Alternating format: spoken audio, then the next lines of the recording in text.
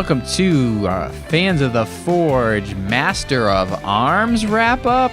What is this? A new show for us to enjoy. A new show just came out on the Discovery Channel a few weeks ago called Master of Arms, and we decided it's similar to Forged in Fire, and we should maybe cover it. Maybe talk about it a little bit. Give our opinion on it. So doesn't hurt that it doesn't matter so much. One of the judges on the show also was wondering if we were going to Yeah, so after we watched it, I happened to follow Zeke Stout on Instagram, and I got a message from him a little while later asking if we were going to cover his show, and you know what? We said, hey, why not? Yeah, all right. We'll do it. Why not? So let's get right into it. So we're introducing this new show as we go through here. So the judges on the show are Zeke Stout, who is a weapons specialist. We have Ashley Lubinsky, who is a firearms historian and the chief curator of Cody Firearms Museum. And then you have Trenton Ty, who is a 20-year master craftsman and Forged in Fire veteran. He was actually competed on Forged in Fire. I was so excited to notice that. I'm like, hey, I recognize this guy. He had an axe. Did he have a feather in his cap at the time? No, he did not. He did not wear the feather in his cap at that time. Okay. So we actually had to Google it because Chris did not agree, and then we discovered that I was right. See, now, I want to make fun of the guy for having feathers in his hat and having those like little round glasses. But I don't want to. And I think once you reach a certain level of experience or years of experience, you can kind of do whatever the hell you want. Well, think about the fact that a number of bladesmiths and blacksmiths take part in Ren fairs. Yeah. And I honestly always had that feeling that Ren fairs were a little nerdy and weird. But these guys that we know, like Josh Weston, they go and they do blacksmithing at Ren fairs and they dress up and go about it. So you know what? Whatever. That works. But I mean, this is... Do you think he goes out kind of like this? I've watched Trenton Ty's Instagram because he does post. He doesn't always go out wearing the glasses and the hat with the feather. It's sometimes he does, but not always. All right. So if it was an always thing, it'd be a little weirder. But it's a personal style, so who are we? Yeah, we can't bust on the guy It's too for much special occasions. We'll leave it at that. Otherwise, he's a master craftsman. The dude knows what he's doing, and he's an accomplished blacksmith and weapons maker. So I'm glad we spent 3 minutes talking about this. Yeah, it was a really good on my bad. Good use of that time. So the show starts with three smiths coming into the foraging area. Now let's just talk about this foraging area right away. It's a lot darker than the Forged in Fire set, and it's more of a warehouse feel. And they even have an area for the judges to stand that's like a catwalk area up above so they can look down on the action. I like that. I think that's cool. I kind of like the set. I think it's a cool looking set, and it utilizes a lot of the same tools as Forged in Fire, but it also, they have to have their own separate things because this is not just a show about making knives and blades. They're also making guns, and so there's different aspects of making guns where it's a lot of the same tools being used, but there's different knowledge and some materials being used that have to be different. So overall, it's an interesting setup. They have some forges that look like multi-purpose forges that have the side opening as well as the front and back. So it gives some options for some interesting different shapes of weapons. I could say that I would think the lighting would be a little bit better for the guys that are forging. But that's not always good because a lot of the forging guys prefer to forge in darker areas because you can see the color on the metal better in the dark. Okay. And there's obviously lit up enough that you can see them with the camera, so the lighting has to be somewhat good. It seems like, especially when you go in for the round two, it just seems like it's dark. When you turn the lights on, I'm like, well, that's not a lot of... Yeah, it does seem really dark. But they get it done, so whatever. Yeah, I mean, it must be enough Even light playing for them to field. see what they're doing. Yeah. The show has two different challenges. The first one is the quick draw challenge, which you're giving 6 hours to make a weapon of the judge's choice. And then you have the Master Build Challenge, which is the final round for the 2 smiths that make it through to that round. For this episode, we had Dustin Rhodes, who is also a Forged in Fire alumni with 25 years of bladesmith and blacksmithing experience. We had Eric von Schwedge, who is 33-year-old, building guns for 15 years, and he was an apprentice gunsmith to make 18th century weapons. And then the third competitor was Shrek Gad, and he had been making weapons for 40 years. So they move on to our quick draw challenge, Right. and that one is you have 6 hours to make a European battle axe. All right. So, looking at Eric, Eric makes historical weapons. He's very comfortable with the challenge. So Eric makes historical weapons, so he's very comfortable with the challenge. And he goes for a wraparound style head. So he takes a piece of metal, he's going to wrap it around the staff to make his head. You need a forge weld where the Right. edge is going to be. He does have trouble with the power hammer, so he goes to hand forging. And while grinding, he finds a crack in the forge weld on the edge and just hopes that he can just grind it away, and it's not very deep. Dustin goes for W1 steel and used an upsetting technique to get the head formed. So, he's heating up the end of the steel and just bang it on the ground to kind of squish it in so he could then forge it, and it's pretty cool. It's an interesting way to spread the metal out so that you can then utilize it in a different manner. Right. And Shrek cuts mild steel scrap to make a bow tie shape to do a wraparound also. He goes for edge quench and burns the handle. Eric makes the axe look very similar to the example weapon. So we'll see if that does anything for him there. Well, that's something that we should probably talk about. When they did talk about some specifications for the weapons, but they didn't, in the first episode, they didn't really go into much details about what the judges are actually looking for beyond that they're going to go through testing. And that was it. And so that may, the judges' thoughts on things end up coming into play later on, and they're judging on things that we weren't expecting. Towards the end, I was like, I had some issue with some of it, but I don't know if it changed further on, but I know Trenton does lay out, well, we're looking at this, and this. I don't think he says anything historic. No. But anyway, so testing for this, the axe is being swung into a log and it's then being, swung into some armor.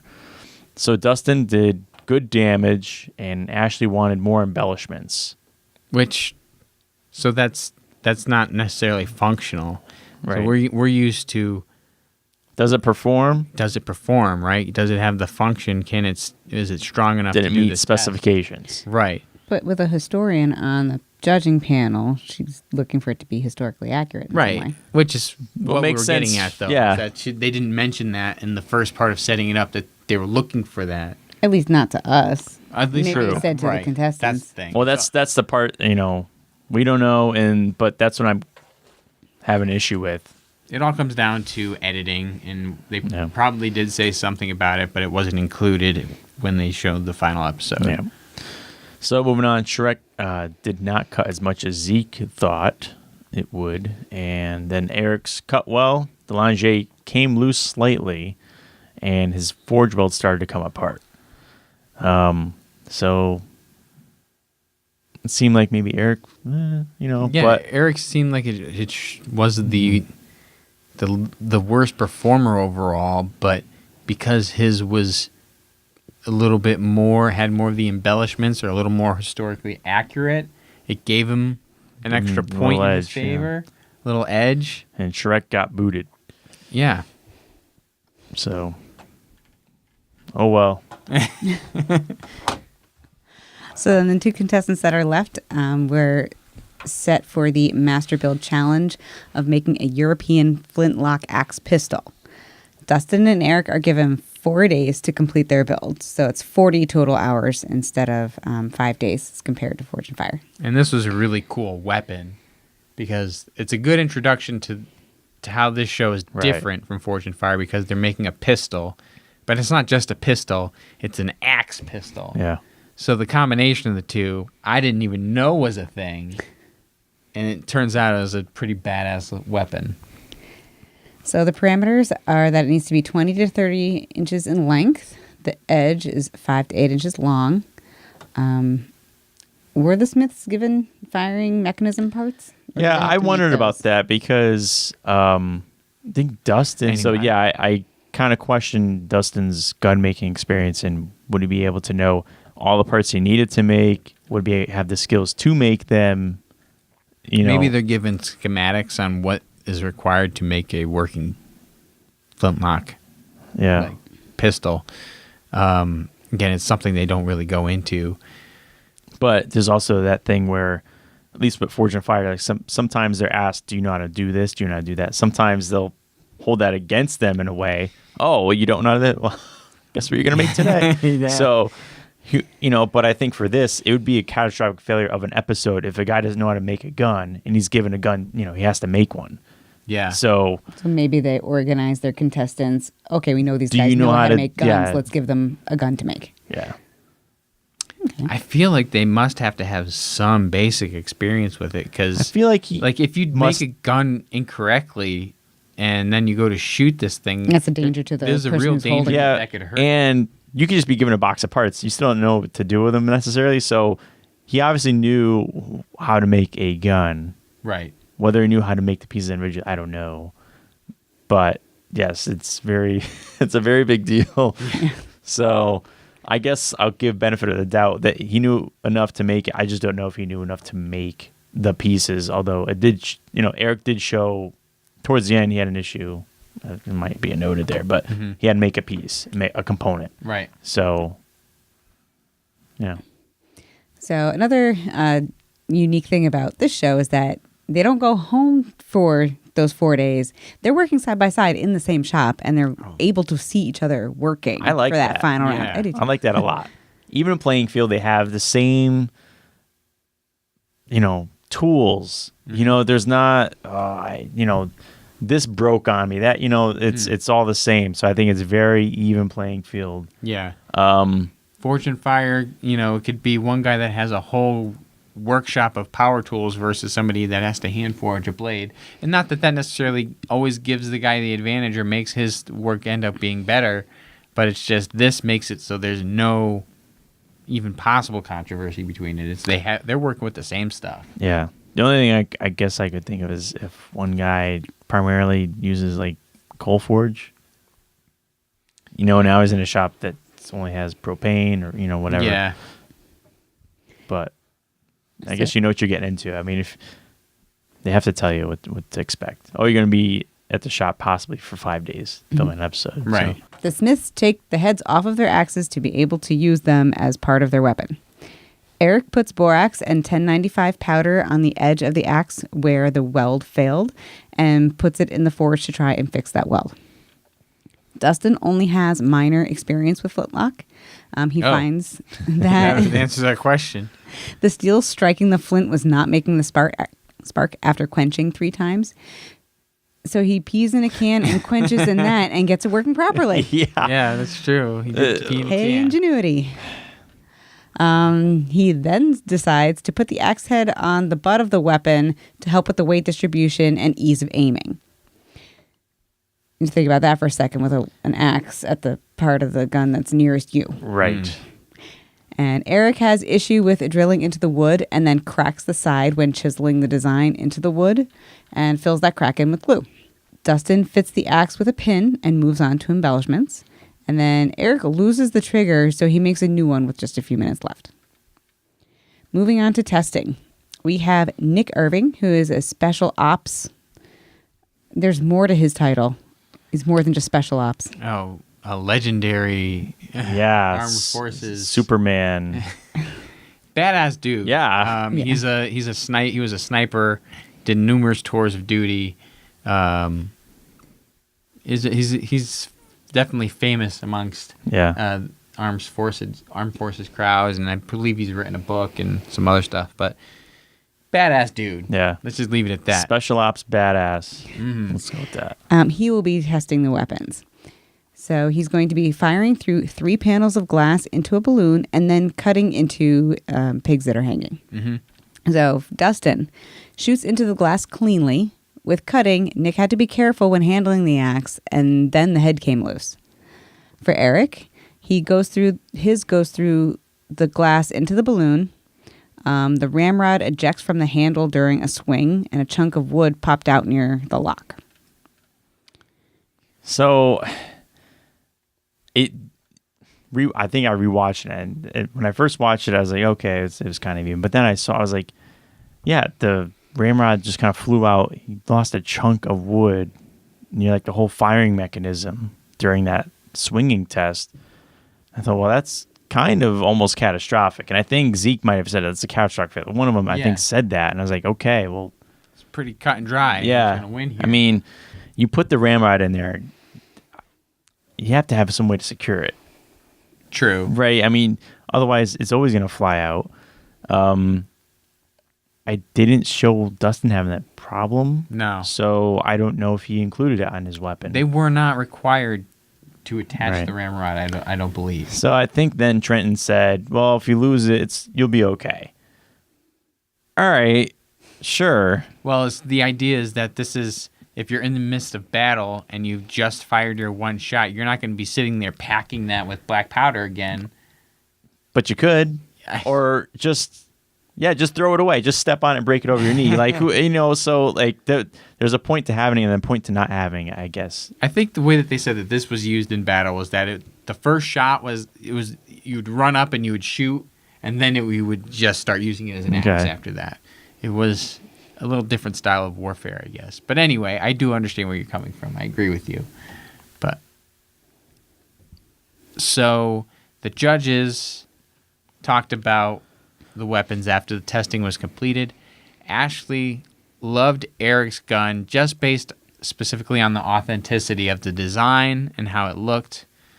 There was a big point against Dustin when he placed his axe head in the back of the gun rather than in the front, and the way that it was attached was not necessarily up to snuff, hence it came loose after the test. Yeah, it was just that one pin holding it in place. It wasn't enough. And Ashley thinks that the brass plates on the sides weren't just for decoration and that they were actually holding the lock plate on. I'm just not buying it, she says. Ooh, man, that got me so ripping right there. I was like, you gotta be kidding me. Like, who is this chick? She's going hard on this dude. I'm just not buying. I'm like, damn, like, that's crazy. I wouldn't be able to sit still if I was in that. If she said that to me, I'd be like, what? Like, are you serious right now? She's the historian. She's the Listen, historian. I She's mean, the judge on the show. I You get can't it, but like mad. that's just, she's going hard on this dude. I'm just not buying it. I do like, though, that we can see their little judging powwow. Yeah. Like, hanging out on the scaffolding. Yes. Anyway, when it comes down to the judge's decision, Eric ends up winning. Even though his weapon was falling apart during the test, because of the authenticity, he scored more in the judge's eyes towards winning, and his failure, even though it was possibly catastrophic, was not enough to eliminate him, and Dustin's just had so many other things wrong with it that he ended up losing. Head was loose. He had these side plates that might have been helping to hold on the firing mechanism. Right. I don't know. And the placement, like, that was just, okay, so those are all negative points. How about Eric? Piece of wood flew off near the firing mechanism, so that thing's probably not going to last too much longer if you had to swing that axe. That gun mechanism is going to be junk. Ramrod flew out. Okay, no big deal. Fine. I don't know. It's tough to say, because the more that you think about it, the more that it could go either way, I guess. What do you think? I wouldn't put an axe head on the part of the gun near my shoulder, is what I think. Although when it was tested, he was holding, Okay. both were held out like this. Right. So it's not like a shotgun where you're going to get this crazy recoil where it would probably stick it in your shoulder Yeah. and take it off. So I still don't think it's a great choice. I think it's also the fact that when you want to go use the axe head, now you're facing the barrel of the gun at yourself. Like, not that it's loaded anymore at that point, but it's a safety hazard anytime you're pointing a gun at yourself. Just an idea. So the main question to come away from with the end of this particular episode was, how important is historical accuracy versus the functionality of the weapon? It was not explicitly defined in this episode To the audience. And so it left us feeling a little bit of lacking in what the judges' thoughts were here, because they just seemed to come out of nowhere versus a fuller explanation of what they were looking for. That being said, this show definitely has its merits, and it had its moments that differentiated it significantly from Forged in Fire, and some of the stuff was similar. I mean, Well, to be expected. Exactly. It's a show about forging weapons, so it's going to be tough to really set yourself apart right away. But for a first episode, I think it was a good job, and Worth watching another one. it was worth watching another one. And it was real. I mean, we watched this one, and that was what made us decide to continue doing it. Yeah. Right. So that was our wrap up for Master of Arms. A little long-winded, But but it's the first one. Yeah, the next ones won't be as long. Master of Arms, Season 1, Episode 1, the Flintlock European Axe Pistol. There you go. So it's a mouthful. So thank you for watching. Remember to check out our other videos. Like, subscribe on the YouTube, the Instagram, the Facebook. Remember to review our podcast if you're listening to the podcast.